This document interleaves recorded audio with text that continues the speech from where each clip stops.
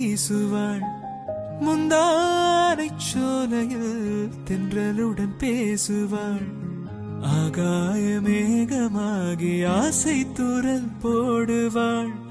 நீரோடை போல நாளும் ஆடி பாடி ஓடுவாள். அதிகாலை ஊற்று அசைந்தாடும் நாற்று உயிர் மூச்சாகி ரீங்காரம் பாடுவாள். இந்த ராஜாவின் தோளோடு சேருவாள்.